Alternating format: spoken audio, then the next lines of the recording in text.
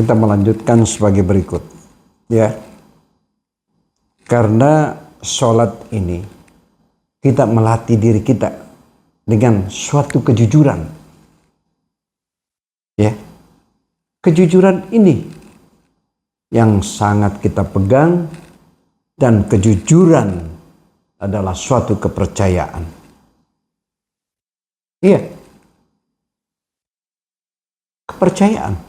Soal kejujuran, mulai yang namanya berpolitik, yang namanya hukum, ya, apa yang kita katakan, karena kejujuran ini membawa suatu keberkahan.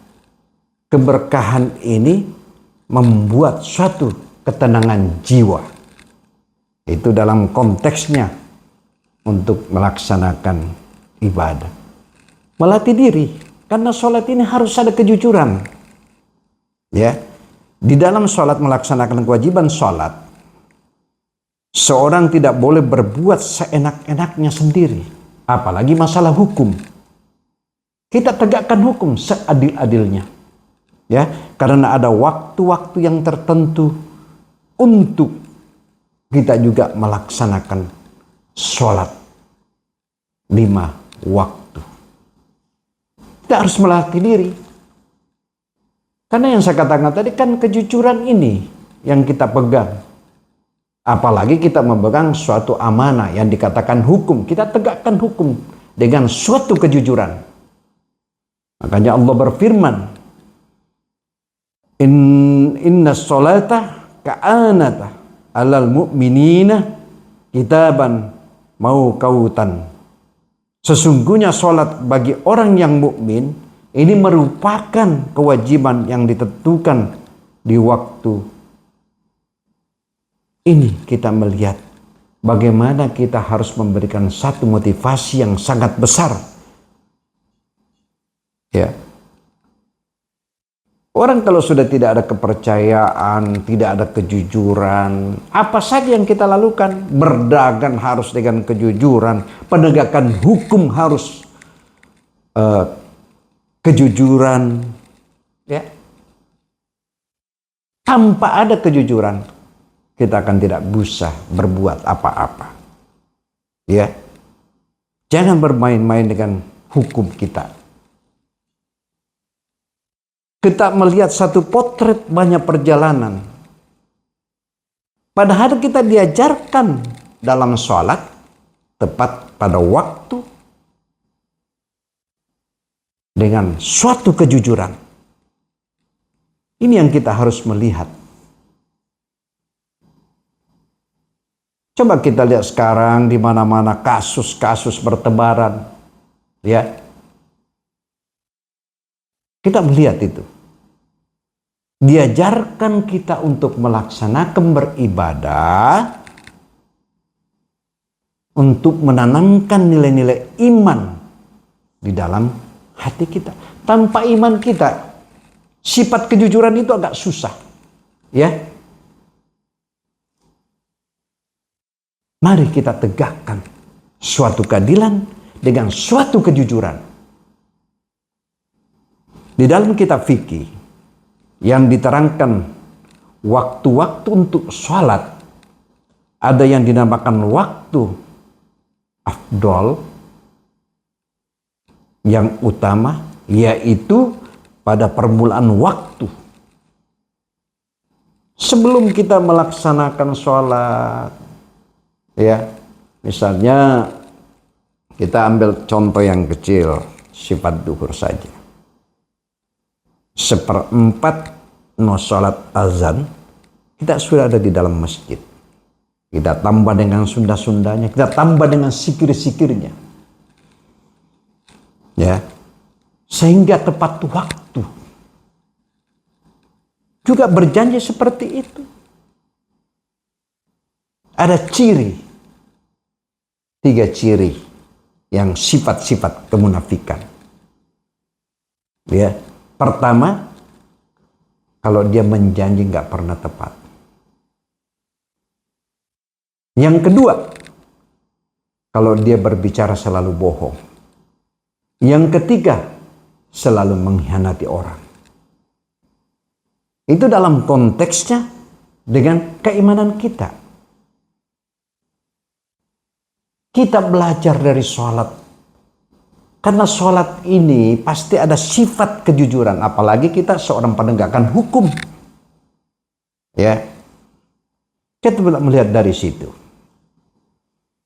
Makanya Rasulullah SAW bersabda, "Ayu amali afadallu qalu asallallahu la wahtiha." Apakah amal perbuatan yang paling utama? Jawab beliau, yaitu sholat tepat pada waktunya.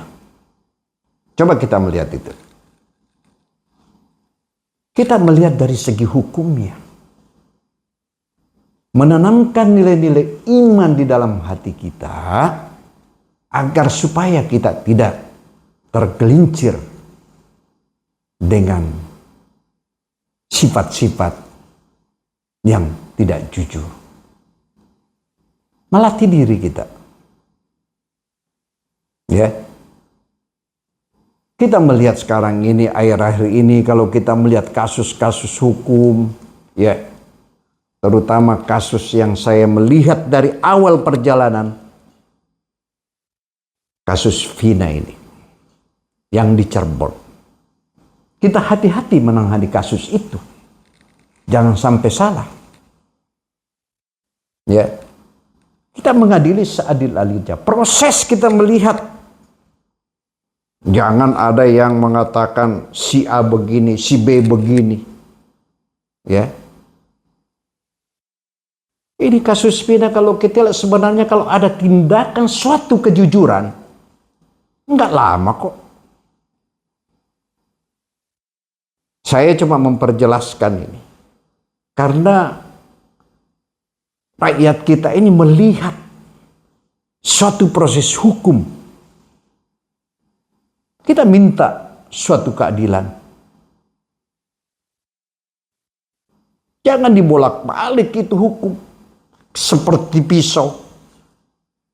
Tajam ke bawah, tumpul ke atas. Nah, kalau ini yang terjadi di tengah masyarakat, apalah artinya hukum? Apalah artinya keadilan? Kasus Vina ini kita kejar. Siapa yang salah, siapa yang benar. Tegakkan hukum seadil-adilnya. Karena Allah juga berfirman, hai orang-orang yang beriman, jadilah kamu orang-orang yang benar-benar menegakkan keadilan. Menjadi saksi dalam menegakkan keadilan. Karena Allah, walaupun terhadap dirimu sendiri, ataupun ibu bapakmu, kaum kerabatmu, jika dia kaya ataupun miskin, maka Allah lebih utama tahu atas kemaslahatan keduanya. Maka janganlah kamu mengikuti hawa nafsu sehingga kamu tidak akan berlaku adil. Ya, jika kamu memutarbalikkan keadilan itu ataupun menolak menjadi saksi, maka sesungguhnya Allah akan adalah Maha mengetahui terhadap apa yang kamu kerjakan. Ini dalam konteksnya. Kita melihat satu, memberikan satu motivasi. Itu firman Allah loh. Itu masih kita bicara proses nilai-nilai agama. Jangan kita terbuai dengan kata-kata. Karena di dunia ini kita apa saja kita bisa bentuk. Ya. Kasus Vina ini bisa saja kita melakukan suatu sandiwara. Tapi kita minta agar supaya keadilan diperlihatkan oleh rakyat kita. Masa persoalan segelintir saja kasus ini nggak bisa terlalu lama diselesaikan? Harus ada keterbukaan. Semua orang jadi prihatin. Kita tidak bisa juga menuduh siapa-siapa. Dalam konteks ini saya cuma minta agar supaya ditegakkan suatu keadilan. Ya. Di dunia ini boleh kita bersandiwara. Apa saja yang kita lakukan bisa bersandiwara. Tapi mampukah kita akan bersandiwara di akhirat nanti? Nggak akan sanggup. Mari kita melihat suatu proses. Saya ikuti ini pelajaran-pelajaran. Saya melihat kok kenapa jadi begini. Padahal sebenarnya kalau ada sifat keterbukaan ini prosesnya sudah selesai. Kasus Vina ini. Ya. Saya abstain aja memberikan suatu keterangan. Saya tidak berat ke kiri dan saya juga tidak berat ke kanan. Ya saya sebagai Ustadz memberikan satu statement agar supaya penegakan hukum seadil-adilnya. Ya. Itu yang kita minta. Oleh karena itu, mari kita tingkatkan nilai-nilai iman kita kepada Allah Subhanahu wa Ta'ala. Karena begitu kita diajarkan sholat, timbul suatu sifat kejujuran. Tepat waktu. Karena sholat ini melatih diri kita untuk suatu kejujuran. Yang saya katakan tadi, kejujuran ini membawa suatu keberkahan. Keberkahan ini membawa suatu ketegangan jiwa. Ya. Kalau kita ini mau ingin tenang, ya itu yang saya katakan tadi, tanamkan nilai-nilai iman. Ya. Sholat pada waktu yang tepat. Kita perbanyak bersikir, kita menambah sholat sunnah-sunnahnya. Lalu kita bermunajat kepada Allah, minta pertolongan kepada Allah. Ini kadang-kadang sudah masuk waktunya. Sudah waktunya duhur. Mulai azan Allahu Akbar, masih rapat juga ya, timbul lagi iblis, tunggu sebentar, sedikit lagi, kan begitu. Semakin tinggi status nilai keimanan kita kepada Allah, semakin tinggi pula juga ujian yang diberikan kepada kita. Mari kita tegakkan. Saya cuma mengingatkan para penegak-penegak hukum, tegakkan suatu keadilan. Ya. Karena bagaimanapun juga yang melihat, yang menyaksikan adalah rakyat kita. Bukan saja di Jawa Barat, tapi hampir pelosok di Indonesia itu. Melihat suatu keadilan. Tegakkan satu keadilan. Karena kenapa? Berat pertanggungjawaban di hadapan Allah, Pak. Kalau sudah tidak ada sifat suatu kejujuran, kita akan semua pertanggungjawabkan di hadapan Allah Subhanahu wa Ta'ala. Ya. Kira-kira saya menyampaikan ini kemarin malam kita di masjid mana? Masjid apa? Taqwa. Ya. Setelah demikianlah penyampaian saya. Mudah-mudahan kita masih diberikan kesehatan, kenikmatan oleh Allah Subhanahu wa Ta'ala, sehingga kita melanjutkan lagi besok malam di masjid mana, ya.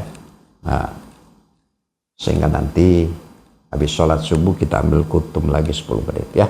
Demikianlah penyampaian saya. Usikum wa bittaqullah. Wassalamualaikum warahmatullahi wabarakatuh.